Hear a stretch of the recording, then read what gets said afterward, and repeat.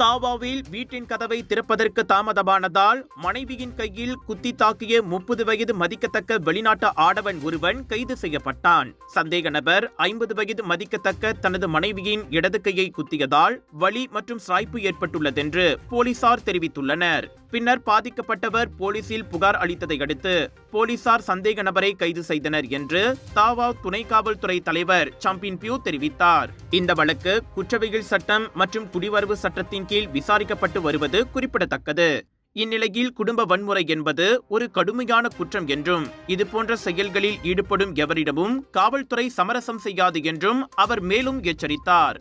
விலையோ மலிவு, செலவோ குறைவு, தரமோ உயர்வு, மனமோ நிறைவு. மக்களின் தேர்வு என்ரிகோஸ் முழு ஆடை சத்துள்ள பால்மாவு.